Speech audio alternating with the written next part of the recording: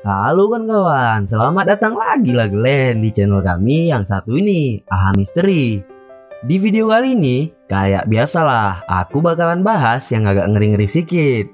Aku bakalan ngulik soal salah satu kanibal legendaris dari Indonesia yang kasusnya keungkap sekitar tahun 2003 dulu. Kenal Glenn dengan foto ini? Nah, buat yang kenal, udah bisa lah Glenn kawin weh. Udah tua Glenn. Jangan asik jadi beban keluarga aja. Buat yang belum kenal, nama bapak ini Sumanto. Bapak kanibal dari Indonesia yang lahir di Jawa Tengah tanggal 3 Maret 1972 dari pasangan mamanya Nuryadi Karta dan bapaknya Samen. Karena penasaran kali aku, buat apalah abang ini makan mayat orang, makanya aku coba cari-cari lah infonya di internet dan bakalan ku ceritain buat kalian di video ini. Tapi sebelum kita lanjut, kalian siapin dulu lah tempat duduk yang nyaman sama kopi segelas, biar makin asik kalian dengar bacotan aku. Udah, ya udah, aku mulai nih ya.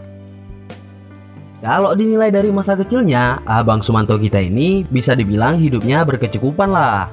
Nggak usah kerja pun, udah ada duit dia dari warisan kakek sama neneknya yang lumayan berada. Tapi kalau dari segi kecerdasan, kukira aku sama abang ini 11-12. Agak kurang kami kalau masalah pelajaran. Bang Sumanto dulu harus ngulang kelas 6 SD di SDN 2 Pelumutan. Habis SD, dia ngelanjutin sekolah di SMP yang jaraknya kurang lebih 3 km dari rumah.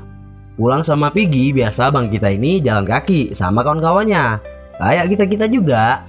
Habis itu, tiap pulang sekolah, biasanya dia ngelanjutin ngurusin kambing, belajar, sama ngaji juga waktu malam. Sejauh ini kurang lebih normal-normal aja ya kan? Tapi rupanya waktu dia SMP, keluarganya kena masalah ekonomi. Jadi dia terpaksa putus sekolah dan gak ngelanjutin. Selama hidupnya dia punya 2 orang mantan istri. Tapi dua-dua pernikahannya gagal karena dia sering main tangan sama istrinya. Ya iyalah, mana ada cewek yang tahan kalau digituin terus. Kita sebagai laki ya harus bisa ngejagain istri kita, bukan malah ngelukain orang yang kita sayang itu. Mak, keren juga aku ya kan?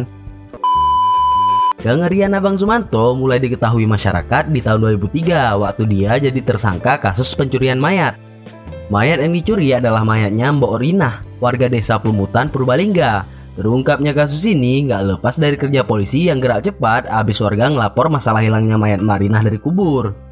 Jadi abis ketangkap, dia dimintai reka ulang kayak mana proses dari nyuri sampai makan mayat ini. Abang Sumanto kita tanpa grogi pun langsung merhatiin.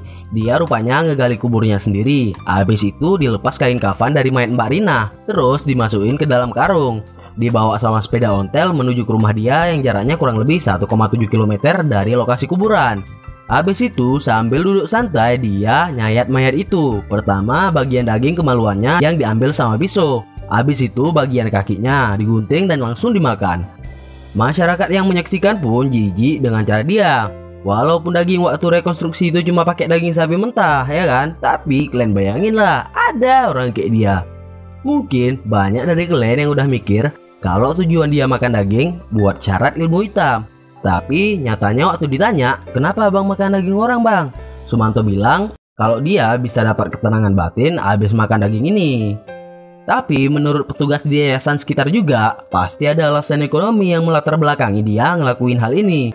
Cuman ada juga lah orang yang bilang kalau dari pernyataan Sumanto dia makan supaya bisa kaya. Pesan gurunya, dia harus makan 7 mayat dan mayat Mbak Rina ini adalah mayat yang ketiga dia makan. Mak, ngeri kali ya kan?